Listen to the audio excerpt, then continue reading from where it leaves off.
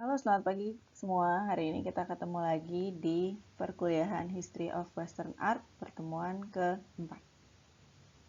Hari ini kita akan bahas mengenai peradaban klasik. Kalau minggu lalu dan 2 minggu sebelumnya kita bahas mengenai peradaban awal. Hari ini kita akan mulai pembahasan peradaban klasik. Tapi sebelum pembahasan peradaban klasik, saya akan pengumuman sedikit mengenai hasil kuis. 2 minggu yang lalu kalian mengerjakan kuis melalui Google Form, dan ini adalah hasilnya yang jawabannya benar semua. Secara kelas LA ada 1, 2, 3, 4, 5, ada 6, ya benar, ada 6, kemudian LB banyak ya, yang nilainya 90, 90, 90, 90, artinya jawabannya benar semua. Nah, untuk kalian saya akan kasih bonus. Nanti saya akan tabungin nilai untuk kalian yang akan saya tambahkan ke nilai UTS. Yeay. Kemudian untuk yang ini yang kuis sesi kedua ya, yang kalian kerjakan lewat Google Form. Kemudian ada lagi kuis yang kalian kerjakan lewat aplikasi Quizzes. Dan ini yang nilainya 100 atau jawabannya benar semua. Ada 1, 2, 3, 4, 5, 6, 7. Ini saya nggak tahu sih ini kelas L atau LB ya, karena waktu itu kita kelasnya digabung. Jadi ada 7, ada 7 mahasiswa yang ketepatannya 100%, artinya jawabannya benar semua. Kalian juga akan dapat tambahan poin yang nanti akan dimasukkan ke nilai UTS. Yeay. Nah, untuk hari ini akan ada post test juga, silahkan kalian jawab. Bagi kalian yang jawabannya benar semua, seperti yang ada di layar, ataupun yang di layar sebelumnya, nanti kalian juga akan saya tabungin nilai ya, untuk nilai UTS, untuk tambahan nilai UTS. Nah, itu tadi pengumuman singkat, mudah-mudahan menambah semangat. Nah, ini kita lanjutkan ke materi kuliah. Ini adalah timeline atau periodisasi yang akan kita bahas selama 1 semester. Yang kotak pertama dan kedua sudah kita bahas, yaitu prehistorik dan peradaban awal atau early civilization. Hari ini kita lanjutkan ke kotak yang ketiga, yaitu peradaban klasik. Nah, peradaban klasik ini ada 2 periode atau ada 2 peradaban, yaitu Yunani kuno dan Romawi kuno. Nah, sebelumnya kenapa sih disebut peradaban klasik? Kenapa disebutnya klasik? Kalau yang kemarin awal karena pertama kali kita mengenal tulisan, pertama kali ada mungkin ilmu astronomi, kemudian ada mungkin berhitung, kemudian ada alat menulis, kemudian ada pertama kali bikin bangunan yang kota, misalnya yang urban dan lain sebagainya. Jadi semua serba pertama sehingga disebutnya awal. Nah, ini kenapa disebutnya klasik? Kenapa klasik? Nanti mungkin sambil saya beri penjelasan kalian bisa paham ya, kenapa sih disebutnya peradabannya klasik. Ya. Nah, peradaban klasik ini ada 2, yaitu Yunani kuno dan Romawi kuno. Mungkin kalau kalian lihat sekilas, ini kayaknya mirip-mirip Bu, sama aja nggak ada bedanya, tapi sebenarnya mereka jauh berbeda. Bedanya apa? Kalau misalnya Yunani kuno, mungkin kalian pernah dengar ya, Yunani kuno itu terkenal dengan apanya sih? Filsuf misalnya, Plato, Socrates, kemudian mungkin ada yang tahu aritmatika, ada yang tahu Archimedes, kemudian ada yang tahu, atau mungkin pernah dengar demokrasi, atau mungkin maraton, atau olimpiade. Nah, itu adalah berbagai hal yang munculnya di kebudayaan Yunani kuno. Jadi kalau kita lihat dari hal-hal tersebut, bisa dilihat ya bahwa Yunani kuno penuh dengan orang-orang yang pintar, yang cerdas. Ya, filsuf-filsuf itu terutama sih, tapi kemudian mereka juga banyak menemukan knowledge ya, jadi knowledge-nya sangat tinggi. Nah, kalau kita bandingkan dengan Romawi kuno, mungkin yang familiar atau pernah dengar tentang Romawi kuno, pernah dengar mungkin Julius Caesar atau Kaisar Julius, kemudian mungkin pernah dengar Kaisar Brutus, atau mungkin pernah dengar Kaisar siapa lagi ya?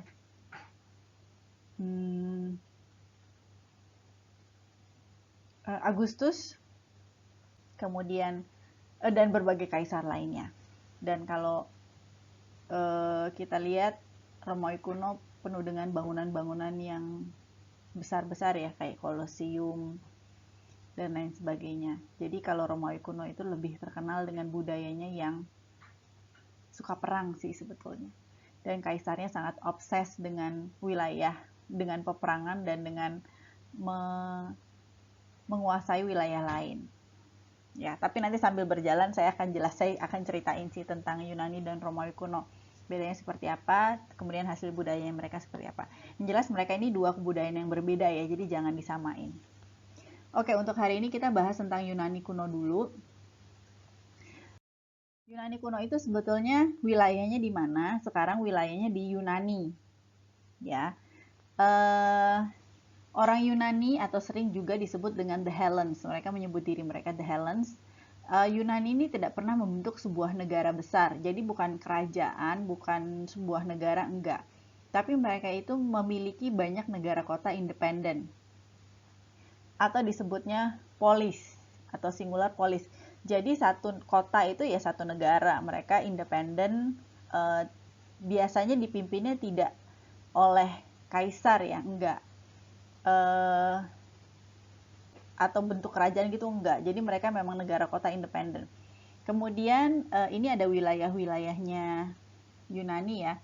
Bangsa seperti Dorians menetap di Peloponnesos, kemudian ada Ionians yang menetap di Asia Kecil dan lain sebagainya. Nah, ini wilayah Yunani. Sekarang pun bangsa Yunani yang sekarang pun masih menetap di wilayah ini ya, di wilayah Laut Aegean di Eropa yang bagian bawah. Nah, kemudian sistem politik dari setiap polis berbeda. Ada yang dipimpin oleh raja, tapi mereka tidak pernah membentuk sebuah kerajaan yang besar. Jadi kalau pun kerajaan biasanya ya wilayah-wilayah itu ya, kerajaan kecil-kecil. Kemudian oleh bangsawan dan tirani. Sampai pada 2500 tahun yang lalu di Athena, para tiran digulingkan dan demokrasi pun dimulai. Artinya raja atau tiran tidak lagi berkuasa, tapi yang berkuasa adalah masyarakatnya. Ya, demokrasi. Yang memimpin biasanya senat atau konsul, nanti konsulnya ini punya senat. Nah, mereka yang mewakili rakyat, wakil rakyat lah. Dan pemilihannya melalui pemungutan suara ya, sehingga demokrasi. Dan demokrasi masih bertahan sampai sekarang. Hampir semua negara modern sekarang pemilihan umumnya atau memilih pemimpinnya melalui demokrasi, termasuk negara kita. Nah, inilah salah satu kenapa mereka disebutnya peradaban klasik. Klasik itu artinya long lasting, jadi bertahan lama. Sehingga apa yang mereka buat tuh sampai sekarang masih banyak yang bertahan, seperti salah satu demokrasi ini. Ya, mereka menciptakan demokrasi yang sampai sekarang masih kita pakai. Oleh karena itu peradaban mereka disebut peradaban klasik. Karena yang mereka buat long lasting, bertahan dengan sangat lama sekali, bahkan sampai sekarang. Oke ya. Kemudian berikutnya kepercayaan. Kepercayaannya masih seperti peradaban sebelumnya, Mesopotamia dan Mesir kuno. Mereka percaya dengan banyak dewa. Dewa tertinggi siapa? Dewa tertingginya adalah Zeus. Pernah dengar pasti ya.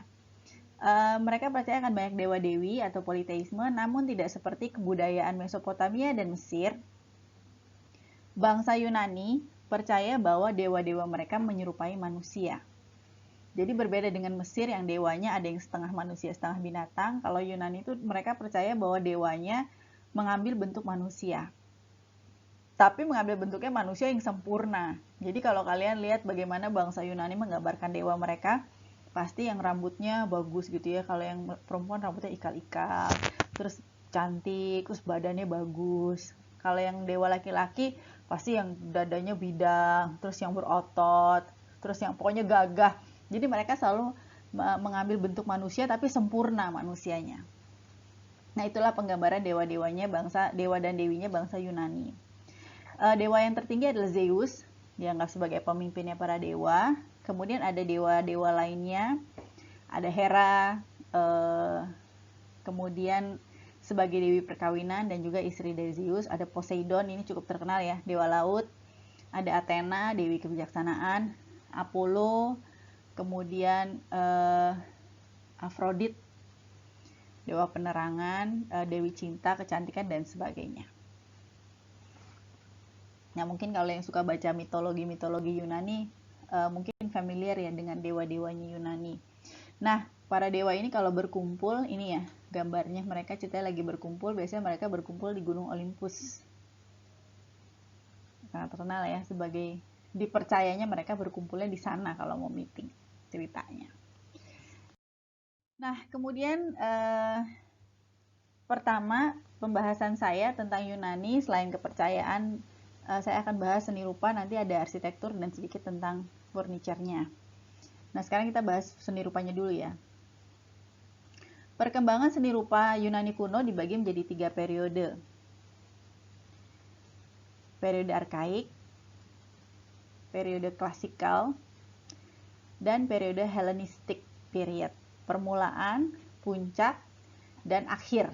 Hellenistic ini akhir atau penghalusan disebutnya. Karena kalau kita lihat dari 3 patung ini, patung arkaik, patung klasikal, dan patung Hellenistic, patungnya ciri khasnya atau karakteristiknya sedikit banyak agak berbeda ya. Jadi periode arkaik atau permulaan, klasikal puncak, kemudian Hellenistic penghalusan. Nah, perkembangannya seperti apa atau perbedaan antara ketiga periode ini seperti apa? Kita lihat ya. Oke, baik, kita mulai dengan periode arkaik. Di sini kita udah lihat salah satu contoh patung arkaik ya. Patung yang muncul pada periode arkaik. Sebelumnya patung-patung Yunani kuno ini nanti dan berikut-berikutnya banyak yang akan kalian lihat. Banyak dari patung ini yang nude, artinya nggak pakai baju ya, jadi patungnya telanjang. Kenapa? Karena memang seniman Yunani berusaha untuk membuat patung sesuai dengan bentuk aslinya. Jadi kalau mau bikin patung manusia ya sesuai dengan bentuk aslinya ya. Jadi patungnya banyakan yang seperti ini, yang nude. Nah, sebelum kita bahas lebih jauh tentang periode arkaik ini, saya mau kasih lihat patung yang ini dulu. Mungkin kalian lebih familiar dengan patung yang sebelah kanan karena minggu lalu kita sudah membahas patung yang di sebelah kanan, yaitu patung dari peradaban apa? Peradaban Mesir ya, kalau kita lihat ya bentuknya. Nah, kenapa saya sandingkan? Karena memang patung kedua ini mirip kalau kalian lihat dari bentuk postur badan patung tersebut. Ya, jadi patungnya berdiri tegak. Ya, kayak kalian mau upacara ya, berdiri tegak. Terus tangannya kanan kiri di samping. Posisi pandangannya lurus ke depan, dadanya frontal gitu ya, lurus ke depan. Kemudian kaki kiri maju ke depan, kaki kanan mundur ke belakang, sedikit ya, maju ke depan dan sedikit mundur ke belakang. Nah, ini adalah ciri khas dari patung Mesir. Memang orang Mesir kalau bikin patung selalu begini, karena mereka, kalau kalian ingat minggu lalu saya jelasin, Mesir itu kaku, semua berdasarkan perhitungan. Kalau bikin karya seni kaku, kemudian bentuk patungnya tidak berubah selama ribuan tahun. Maksudnya posturnya pasti begitu kalau bikin patung. Nah, ini kemudian ditiru oleh seniman Yunani. Bukan ditiru sih, tapi seniman Yunani memang karena belajarnya dari seniman Mesir. Jadi seniman Yunani bikin patung serupa, mirip. Kakunya sama, posturnya sama ya, tangannya kanan kiri di samping, posisi tegap. Kemudian pandangan mukanya lurus ke depan, kakinya satu maju satu mundur. Walaupun kalau versi Yunani dia nude. Nah, ini yang muncul pada periode arkaik, yaitu mengikuti gaya patung Mesir kuno. Menghadap lurus ke depan dengan sangat kaku, kaki kiri dimajukan sedikit ke depan, kedua tangan diletakkan di samping. Kita lihat ya patung arkaik berikutnya ya. Nah, ini juga termasuk patung arkaik. Nah, ada yang aneh nggak sih di patung ini?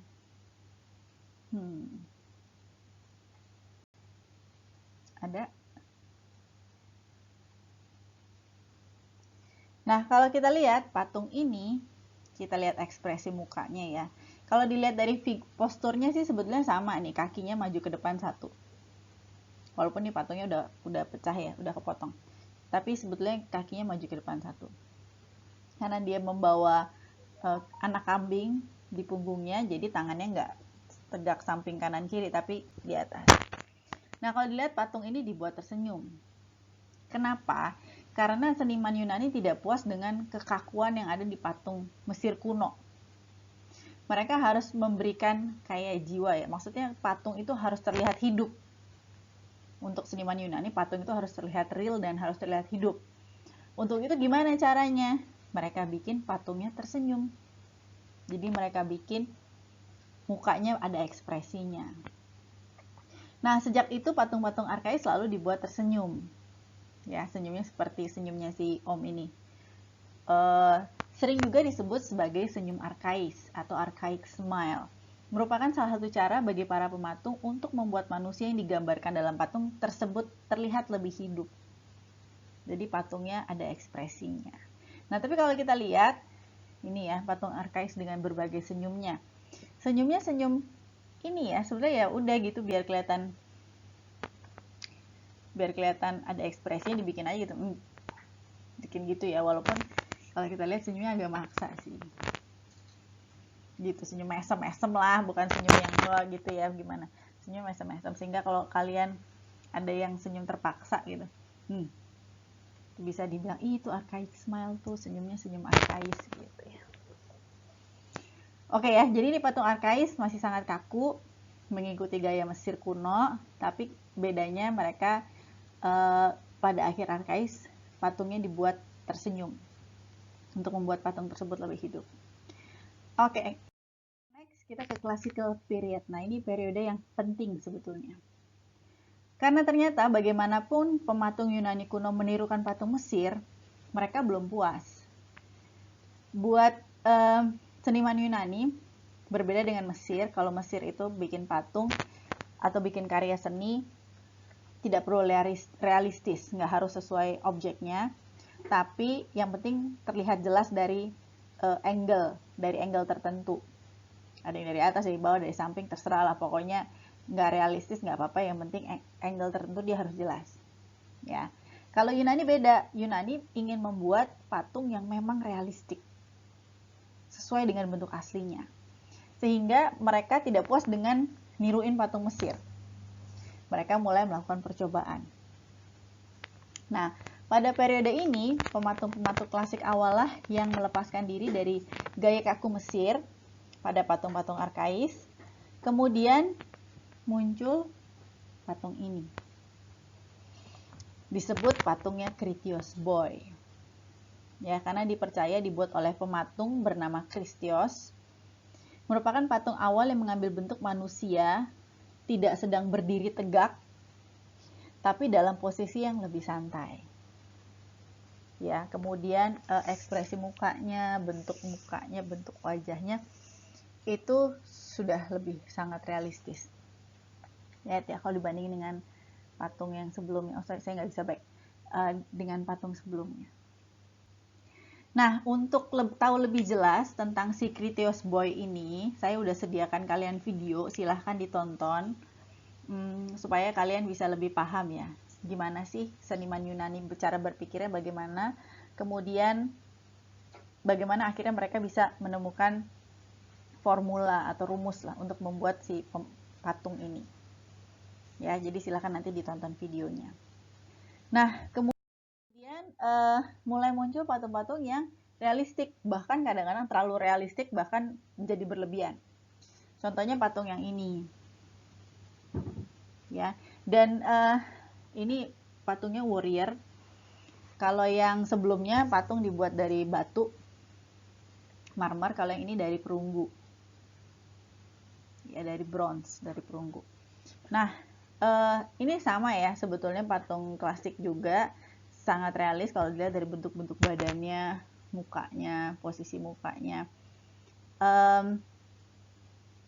Kemudian, tapi kadang-kadang karena terlalu realis, jadi dibikinnya agak berlebihan. Walaupun kalau kita lihat sih sebenarnya nggak berlebihan ya, cuma kalau diteliti benar, sebetulnya human form atau bentuk tubuh manusia nggak mungkin seperti ini, kakinya panjang banget.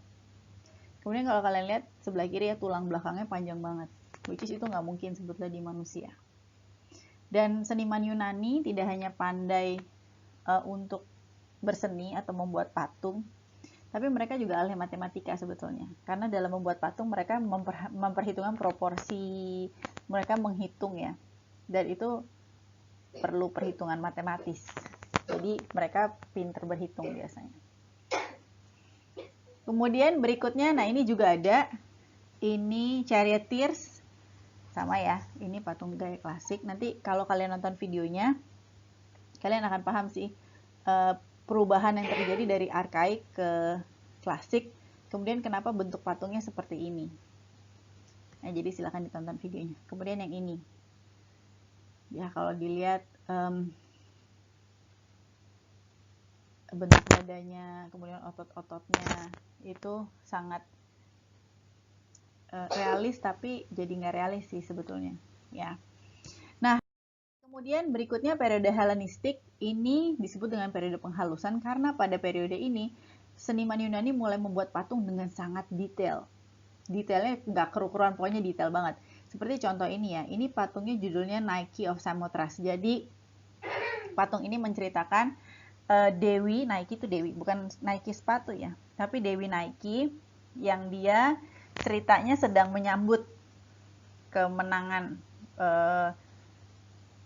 perahu. Jadi dia sedang menyambut perahu, terus dia ada di pinggir pantai ceritanya. Jadi sayapnya begitu, terus dia lagi kena angin, sehingga kalau dilihat bajunya, roknya terutama kayak lagi terbang-terbang. Nah, si kainnya ini, guratan-guratan kainnya atau lipatan-lipatan kainnya dibikin dengan sangat detail sekali. Kemudian jadi cenderung berlebihan sebetulnya, karena kalau realis pun kayaknya lambaian kain nggak akan sebegini banget ya lipatan-lipatannya. Nah, ini disebut dengan periode Helenistik.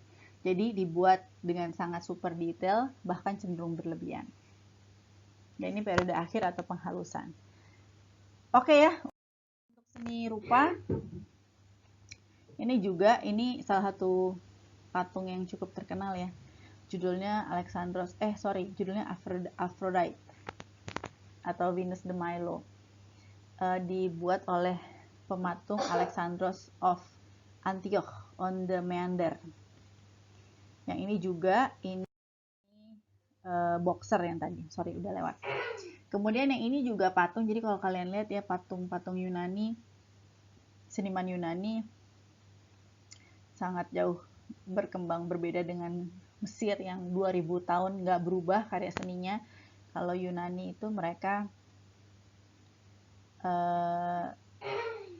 berusaha untuk membuat sesuatu sesuai bentuk aslinya, kemudian dibuat lebih grand, lebih wah lah, lebih ekstrim ya kalau menurut saya ya. Ini kemudian mementingkan ekspresi juga, bentuk badannya. Dan sebenarnya ini salah satu kenapa mereka ingin membuat patung sesuai bentuk aslinya, karena mereka sebenarnya ingin membuat patung dewa-dewanya mereka sih. Dan dewa mereka mengambil bentuk dan rupa manusia, sehingga mereka berusaha untuk membuat patung itu bentuknya kayak bentuk manusia, tapi yang sempurna. Artinya dengan otot-otot badannya, dengan rambutnya yang ikal-ikal. Ya, kalian lihat lah ya, bentukan-bentukan dewa itu kan biasanya sempurna. Nah, kurang lebih seperti itu. Untuk detailnya silahkan ditonton videonya. Nanti akan ada pertanyaan berhubungan dengan seni rupa Yunani kuno yang jawabannya ada di videonya ya, nanti silahkan ditonton. Kemudian berikutnya saya akan bahas mengenai arsitektur. Nah, kalau di Mesir arsitektur yang penting adalah piramida, artinya itu adalah makam. Kalau di Yunani yang penting adalah kuil, sama ya, masih berhubungan dengan kepercayaan. Yang tadi patung-patung pun berhubungan dengan kepercayaan ya, dewa dan dewinya mereka. Nah, tidak seperti kuil-kuil kepercayaan sebelumnya, orang Yunani percaya bahwa kuil itu merupakan rumah dari para dewa dan dewi. Jadi mereka percaya bahwa dewa dan dewinya tinggal di sana. Mereka bikin kuil, dewa dan dewinya tinggal di kuil tersebut. Satu kuil biasanya didedikasikan untuk satu dewa atau satu dewi. Para pengikut akan berkumpul di luar kuil dan melakukan pemujaan. Jadi kuilnya hanya untuk satu dewa, misalnya kuil untuk dewa Zeus ya, mereka hanya menyembah dewa Zeus di sana. Nanti ada kuil untuk Dewi Hera ya, mereka hanya menyembah Dewi Hera di sana. Jadi kuilnya memang hanya untuk satu dewa dan satu dewi, mereka menganggap dewa atau dewinya tinggal di sana, itu rumahnya mereka. Nah, kalau memuja gimana? Kalau melakukan pemujaan, biasanya jadi kuilnya itu bentuknya sangat sederhana. Saya kasih gambar dulu ya. Nah, ini. Bentuknya sangat sederhana, cuman ruangan aja, kotak gitu biasanya. Kemudian masuk ke dalam ruangan. Ruangannya pun biasanya tembok semua, nggak ada jendelanya. Terus di bagian tengahnya ada patung. Patung dewanya. Patungnya biasanya besar. Besar lah, tinggi dan besar. Di tengahnya ada patungnya, kemudian para pemuja itu akan masuk. Mungkin kalau kalian suka nonton film mitologi yang gampang lah, nonton film Hercules gitu atau Percy Jackson gitu, ada ya contohnya. Jadi mereka akan masuk ke ruangannya, terus di situ ada patungnya dan mereka akan ngobrol. Dewa Zeus, saya minta ini dong, ini. Dan mereka percaya mereka masuk ke rumah dewa, terus mereka ngobrol sama dewanya, minta sesuatu kepada dewa. Atau kalau mereka mau melakukan pemujaan, mereka akan berkumpul di luar kuil. Kalau di dalam sempit, biasanya hanya cukup untuk 1-2 orang. Jadi kalau rame-rame di luar. Ya, kalau kalian pernah nonton Percy Jackson yang pertama kayak The Lightning Thief. Pernah nonton nggak?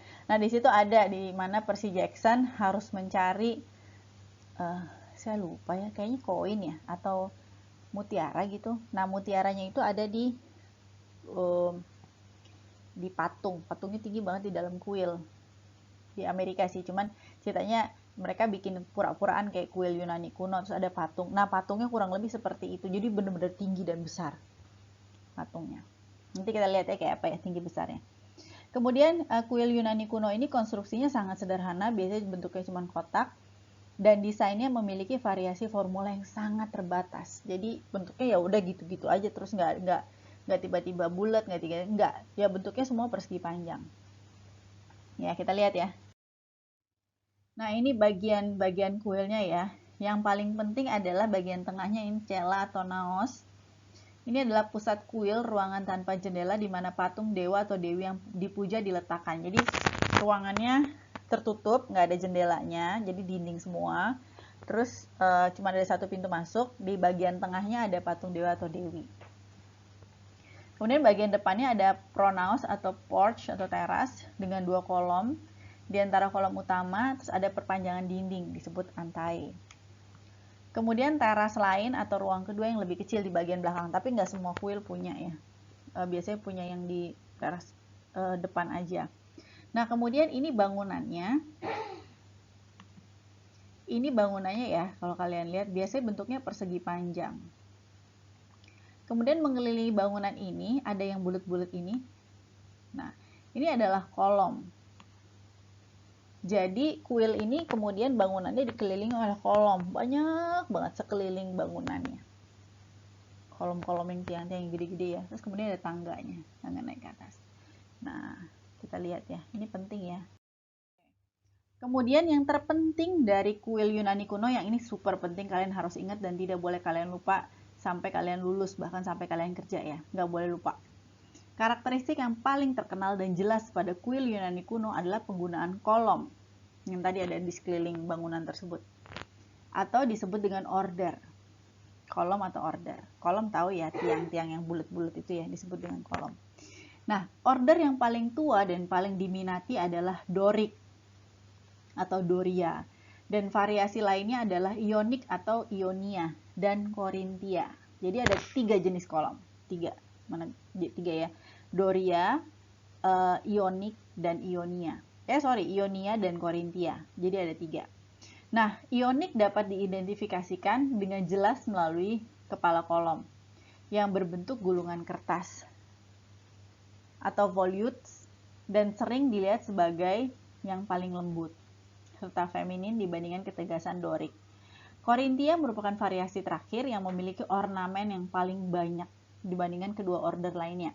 Kalau saya jelasin ini kalian bingung, jadi saya kasih lihat gambar. Oke ya, ini gambarnya. Sekarang kita lihat yang tadi yang paling tua dan paling diminati adalah Doric atau Doria. Ini adalah yang paling kiri. Dan kalau kalian melihat kolom ini ya, Kalau kalian lihat kolom, yang kalian lihat itu kepala kolomnya, artinya bagian atasnya. Sebentar, saya tandain. Ini ya, kalian lihat kepala kolomnya. Nah, ini yang kalian lihat. Pasti pernah lihat ya, karena ini sering terlihat di berbagai bangunan, baik gedung maupun rumah-rumah yang ada sampai sekarang. Makanya kembali lagi, kenapa disebutnya peradaban klasik? Karena masih banyak ilmu yang mereka buat pada saat itu sampai sekarang masih dipakai, sampai sekarang masih diterapkan. Seperti tadi ya, demokrasi. Terus kembali lagi nih, arsitektur kolom-kolom ini sampai sekarang masih banyak bangunan yang pakai kolom-kolom ini. Ya, walaupun saya nggak terlalu paham sih apakah arsiteknya ngerti atau enggak sebetulnya. Ya, kalau kalian harus ngerti, makanya nggak boleh lupa ya. Nah, ini yang Doria, paling sederhana, paling tua, dan paling banyak diminati. Sehingga kalau saya kasih lihat nanti bangunan-bangunan kuil, paling banyak memang pakai kolom Doria. Yang sederhana, paling sederhana. Kemudian yang berikutnya Ionia, yang ini. Dianggap paling feminin. Bentuknya kayak ada gulungan kertas ya, kanan kiri. Nah, ini Ionia, dianggap paling feminin. Ciri khasnya adalah si gulungan kertas atau volutes tadi. Yang terakhir, ini tulisannya nggak kelihatan. Yang terakhir yang paling rumit penuh dengan ornamen daun-daunan adalah Korintia yang ini. Ya, jadi sekarang kalau kalian lihat bangunan, kalian perhatiin kolomnya dia apa? Korintia, Doria, atau Ionik. Biasanya sih 3 ini. Atau mungkin kalau arsiteknya terlalu kreatif, biasanya bikin model kolom lain, suka-suka dia ya. Dia bikin model versi baru ya, terserah lah. Tapi biasanya yang memang asli Yunani punya, ini yang 3 ini ya. Doria, Ionia, dan Korintia. Kalian boleh lihat di bangunan-bangunan yang ada, bangunan modern maupun bangunan-bangunan tua, kalian perhatikan kolomnya kolom apa. Jelas ya, ini nggak boleh lupa. Sampai kalian lulus kuliah, sampai kalian kerja, nggak boleh lupa. Kemudian berikutnya, arsitektur Yunani juga menunjukkan pengetahuan terhadap teori proporsi. Nah, selain mereka punya aritmatika, punya matematika, punya segala ilmu filsafat dan lain sebagainya, mereka juga punya teori proporsi. Artinya mereka kalau bikin bangunan harus punya proporsi. Proporsi yang terbaik yang pernah ada itu diciptakan di periode ini, disebut dengan golden section proportion, yaitu 1:1600 atau 1,6 ya. Pokoknya itulah perbandingannya, golden section atau golden ratio disebutnya. Nah, mereka menggunakan rasio ini dalam bangunan-bangunan mereka. Bahkan rasio ini pun sampai sekarang masih suka dipakai ya dalam desain perancangan, bikin logo, bikin bangunan dan lain sebagainya.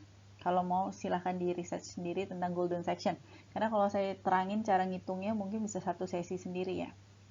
Nah, kemudian salah satu kuil yang dianggap paling sempurna dan paling indah yang ada sampai sekarang masih berdiri bangunannya adalah Parthenon. Adanya di kota Athena. Ya, ini ibu kotanya Yunani sekarang ya. The Parthenon berlokasi di Akropolis dengan arsitek Iktinos dan Kallikrates. Di dalamnya terdapat patung Athena.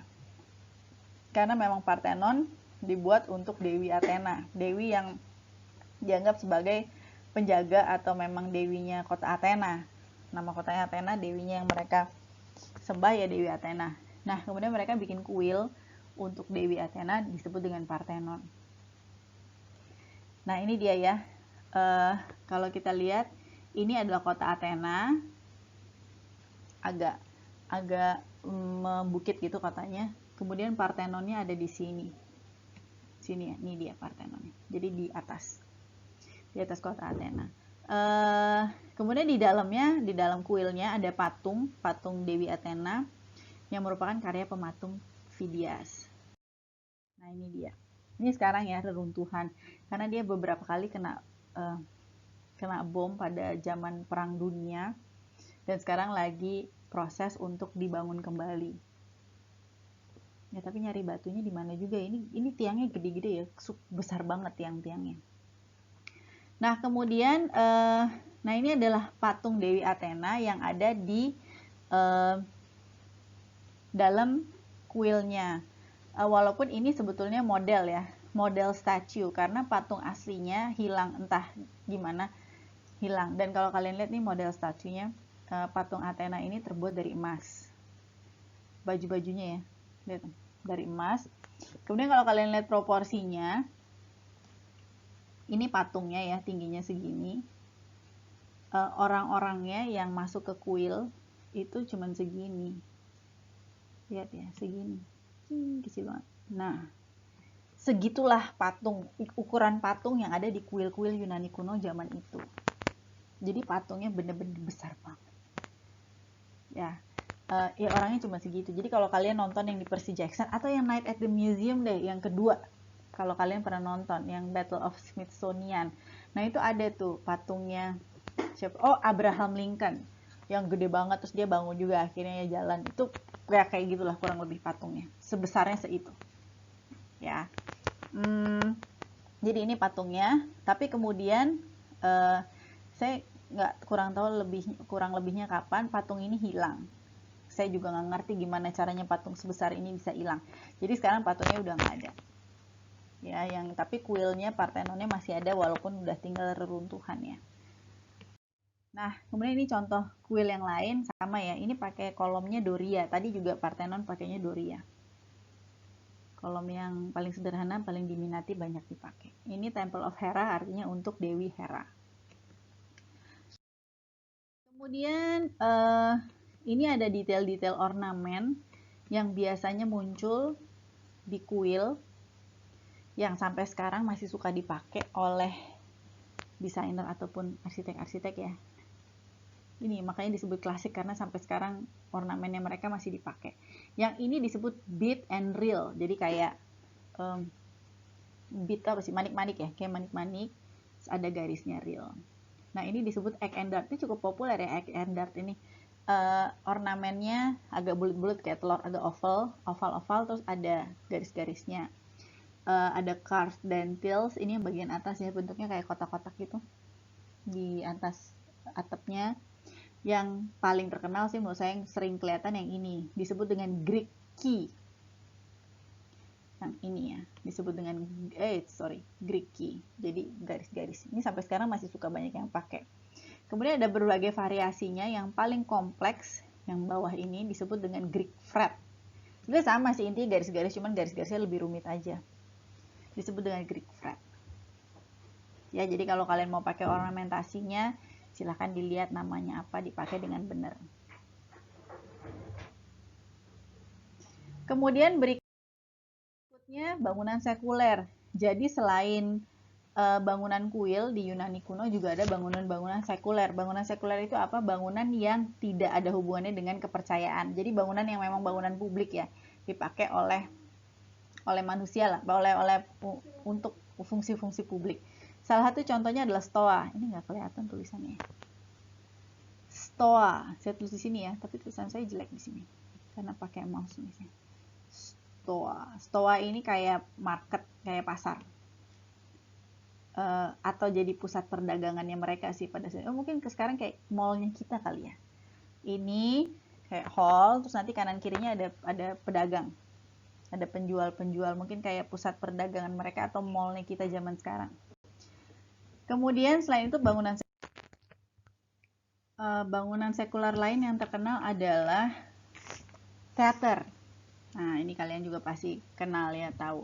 Teater Yunani merupakan teater terbuka dengan susunan kursi semisirkular dan bertingkat. Jadi bentuknya setengah lingkaran, kemudian bertingkat, tangga-tangga gitu ya. Kurang lebih sebenarnya kayak teater zaman sekarang sih, atau bioskop ya, kan biasanya meningkat ke atas. Kemudian menghadap lantai melengkung atau orkestra. Jadi panggungnya disebut dengan orkestra. Kalau sekarang orkestra adalah pemain musik yang mendukung sebuah pertunjukan ya, seni peran, disebut dengan orkestra. Tapi orkestra itu sebetulnya awalnya adalah si panggungnya itu disebut dengan orkestra. Teater ini biasanya didirikan di daerah dengan pemandangan alam yang indah sehingga membentuk latar belakang panggung yang alami. Jadi penonton akan duduk di dudukan itu ya, yang bertingkat. Kemudian teater ini akan menghadap ke view-nya biasanya yang bagus, sehingga mereka nggak perlu, kalau kalian teater kan ada propertinya, ada backdropnya dan segala macam. Mereka nggak perlu, karena yang akan jadi backgroundnya mereka atau backdrop mereka adalah view alami yang ada di belakang teater tersebut atau di belakang panggung tersebut. Itu ya. Nah terus kalau kalian tanya, Bu, itu gimana sih suaranya kedengeran nggak sampai belakang? Kalau teater zaman sekarang kan udah pakai sound system ya, entah yang THX lah atau yang apa gitu ya, atau kalau di gedung pertunjukan kan tertutup, jadi suaranya bisa mantul-mantul gitu ya, sehingga suara di panggung kedengeran sampai belakang. Kalau misalnya akustiknya nggak bagus, mereka pakai mic. Nah kalau ini gimana? Suaranya kedengeran nggak sampai belakang. Nah teater ini sebenarnya disusun atau dibuat sedemikian rupa sehingga suara yang ngomong di depan di panggung tersebut, dia sudut dan derajat kursinya itu udah disusun sedemikian rupa sehingga suara itu bisa mantul sampai ke belakang. Bayangin ya. Jadi kalau orang ngomong di depan, suaranya bisa sampai ke belakang. Nah, terus segala macam pertunjukan yang tragedi lah apa segala macam, itu sebetulnya semuanya munculnya dari sini, dari Yunani. Jadi kembali lagi ya, kenapa sih disebutnya dengan klasik? Karena memang banyak sekali hasil budaya mereka yang sampai sekarang masih kita pakai. Teater, terus jenis-jenis pertunjukan tragedi, komedi itu juga dari sini. Kemudian tadi ya, bangunan, nggak, kalau bangunan sih nggak, maraton, olimpiade, itu semua masih kita masih berlaku lah sampai sekarang. Masyarakat masih menyelenggarakan olimpiade, kecuali olimpiade 2020 ya nggak jadi ya karena covid. Kemudian maraton juga ya, walaupun sekarang juga banyak yang cancel maraton, tapi itu masih berlangsung. Kemudian teater, demokrasi, jadi masih banyak sekali hasil budaya mereka yang masih kita pakai sampai sekarang. Itulah makanya disebut peradabannya klasik.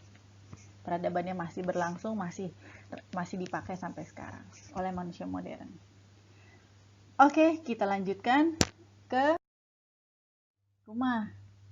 Ini rumah-rumah orang Yunani kuno. Rumahnya sudah cukup baik ya, udah punya ruangan-ruangan.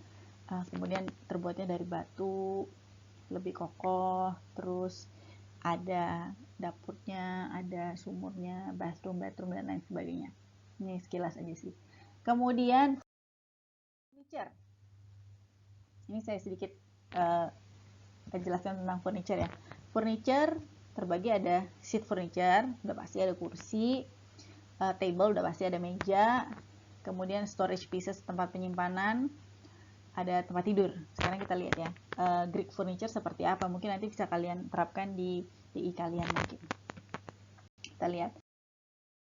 Nah, kursi. Ada 3 macam kursi di kebudayaan Yunani. Yang pertama, the throne disebutnya. Loh, kok tiba-tiba jadi bahasa Inggris? Specialized for use by deities. Jadi biasanya digunakan untuk dewa-dewa. Kalau dewanya nggak ada, ya berarti sebagai simbol sih sebetulnya, bahwa dewanya akan duduk di sana. Atau by persons of prominence, atau orang yang penting. Misalnya entah konsul, entah dia pemimpin, pokoknya orang yang penting. Thrones intended for outdoor use, jadi biasanya digunakan di luar. Were constructed of marble and used in such places as theaters. Jadi karena dia untuk outdoor use, biasanya terbuatnya dari batu sehingga dia kokoh, tahan cuaca. Jadi kalau kena hujan apa segala macam dia tetap kuat. Ya, contohnya ini adalah Throne of the Priest of Dionysius, dulu namanya susah, Eleutherius, Temple of Dionysius, Athena. Jadi ini adalah tempat duduk dari pendeta di kuil Dionysius ya, di Athena. Jadi ini contohnya the throne. Kemudian kursi yang berikutnya adalah klismos. Nah, ini yang lebih populer, widely used in Greek household. Jadi banyak digunakan di rumah-rumah tangga di Yunani kuno. It has a slightly curved back supported by corner uprights. Jadi bentuk punggungnya agak melengkung untuk menopang punggung kita ya, untuk menopang punggung manusia. Supported by corner uprights that continue to the elegantly curved rear legs. Jadi kalau kalian perhatikan, bagian punggungnya agak melengkung, kemudian saya tandain deh, punggungnya agak melengkung, Ini ya. Kemudian kakinya juga melengkung ini ya. Ini dan kakinya ini. Kakinya agak melengkung. Jadi ini disebut klismos. Biasanya banyak dipakai di rumah-rumah di Yunani kuno. Kemudian temannya dari klismos ini adalah stool, atau kadang-kadang disebut difros. Jadi klismos dan difros. Commonly used piece intended for use by both deities and human beings.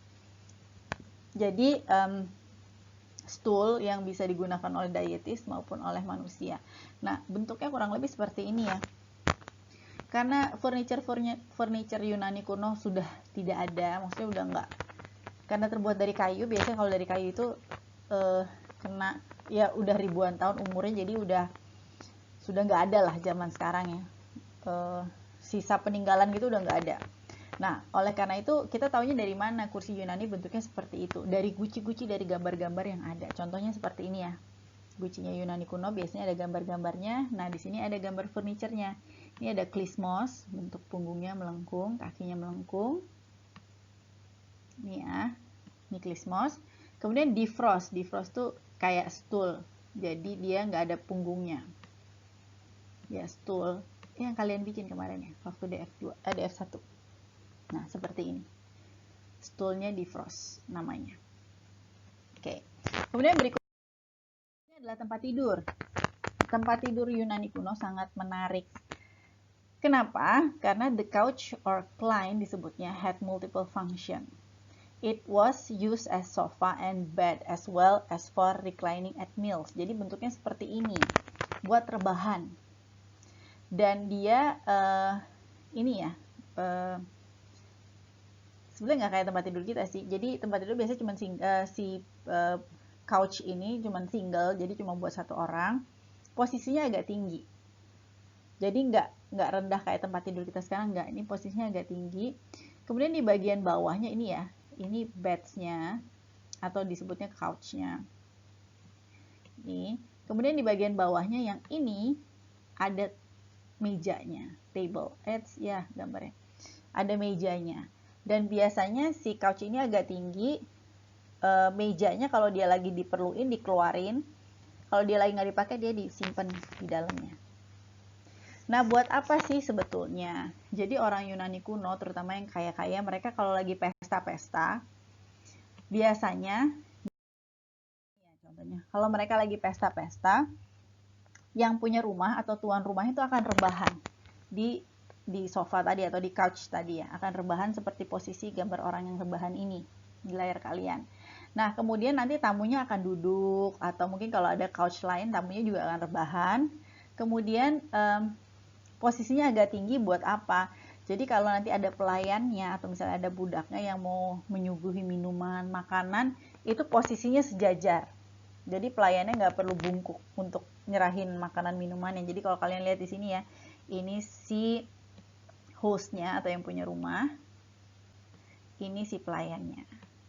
Ya, jadi dia pelayannya ini kalau serving makanan minuman posisinya akan sejajar sama hostnya, sama yang punya rumah. Nah, kemudian mejanya buat apa? Mejanya ini meja ya. Kalau mereka lagi makan-makan gitu, minum-minum, mejanya dikeluarin buat taruh makanan dan minuman. Kalau lagi nggak dipakai, akan dimasukin lagi. Dan kalian lihat kursinya, kursi ini kan tuan rumahnya yang laki ya, suaminya mungkin ada istrinya. Nah, kalau istrinya ini kursinya pakai kursi biasa, yang ini ya istrinya. Kursinya pakai kursi biasa, bukan klismos ya, ini karena lurus-lurus. Tapi kalau kalian perhatikan, kursinya tinggi juga, sehingga dia harus pakai tatakan kaki. Jadi mungkin kursinya nggak kayak kursi kita zaman sekarang yang kalau kalian duduk di kursi ya kakinya jejak lantai. Ini nggak, kursinya kakinya agak tinggi sehingga harus pakai tatakan kaki. Tujuannya apa? Supaya pada saat mereka disuguhi makanan minuman ya posisinya sejajar dengan yang menyajikan. Oke ya, menarik ya. Ini buat saya cukup menarik sih. Kemudian berikutnya ini meja. Kalau meja sih nggak kurang lebih sama. Meja mereka biasanya kakinya ada 3 ya. Kalau sekarang kan kaki meja macam-macam. Kalau mereka 3, kakinya 3. Terus mereka suka memakai bentuk-bentuk kaki binatang untuk kaki meja mereka, seperti yang sebelah kiri ya, kelihatannya pakai kaki meja. Suka mengambil bentuk-bentuk binatang sebetulnya. Seperti ini. Ini juga ya, untuk storage-nya juga sama. Terus ornamennya yang tadi ya, geriki. Yang tadi. Ini tempat penyimpanan atau storage yang sebelah kanan, kalau yang sebelah kiri meja. Oke, sampai sini ada yang udah habis materinya, masih ada kah? Oh, ini. The influence that Greek architecture have had on Western architecture and design is remarkable considering their small number. Jadi Yunani itu sebenarnya kecil negaranya, dan mereka bukan merupakan kerajaan yang besar, tapi lebih ke negara kota tadi saya jelasin ya. Tapi impact kebudayaan mereka terhadap kebudayaan yang sekarang itu luar biasa besar. Karena pengaruhnya banyak sekali. Seperti tadi udah saya jelasin ya, dari segi arsitektur, olahraga, kemudian pemerintahan, itu masih banyak yang sampai sekarang kita pakai. Sehingga kembali lagi disebutnya peradaban klasik, karena sampai sekarang masih banyak yang kita pakai. Kemudian ancient Roman design borrowed heavily from the admired works of the Greeks. Roman architecture was rediscovered in the Renaissance, bringing back the Romanized version of Greek design as the ideal of classical beauty. Ini Romawi kuno minggu depan ya kita bahas, jadi saya nggak akan bahas sekarang. Oke, sampai sini sudah selesai. Ini daftar pustakanya. Saya ambil materinya dari buku World History of Art, kemudian buku kartun Riwayat Peradaban, Larry Koenig, ini buku yang super menyenangkan sekali. Ini bukunya. Kalau sudah pada beli, dibaca ya. Ini saya ambil dari Yunani kuno itu bab berapa ya? Sebentar saya cari. Ini bab 5. Kelihatan nggak ya? Otak dan perunggu. Ya, otak tuh orang Yunani lah, karena mereka very smart. Di sini dijelaskan kemudian tentang mitos-mitos Yunani kuno, ada tentang kepercayaannya, kemudian tentang maraton juga ada, kenapa disebutnya maraton, kenapa 42 kilo, itu juga diceritain di sini. Pokoknya cukup menarik sih. Kemudian tentang seni rupa Yunani juga ada. Oh ya, tentang seni rupa jangan lupa nonton videonya ya. Oke, kemudian jangan lupa juga untuk memberikan komentar di forum Binus Maya sebagai tanda kehadiran. Jadi tolong diingat sekali lagi bahwa tanda kehadiran kalian berdasarkan komentar atau partisipasi kalian di forum Binus Maya. Kemudian setelah kalian kasih komentar, tonton video yang ini dan video yang saya berikan linknya tentang seni rupa Yunani kuno, silahkan dikerjakan post testnya. Jadi kerjakan post test setelah nonton videonya ya. Jadi videonya ada 2, video YouTube 1 sama video yang saya kasih linknya tentang seni rupa Yunani. Kalian tonton dua-duanya, jangan lupa. Oke, kalau nggak ada yang mau tanya, kalau ada yang mau tanya silahkan langsung di forum GSLC, boleh di Binus Maya, atau mau di Japri juga boleh via WA. Atau mau kasih di kolom komentar di sini juga boleh, di YouTube juga boleh. Silahkan, nanti akan saya reply. Oke, terima kasih. Saya akhiri pertemuan sesi keempat. Kita ketemu lagi di pertemuan sesi berikutnya, sesi kelima. Take care, sehat-sehat. Oh iya, tugasnya. Oh, untuk minggu ini nggak ada tugas dulu ya. Jangan lupa submit tugas mind map yang Mesopotamia dan Mesir kuno ya. Hari ini deadline-nya. Thank you so much guys. Bye.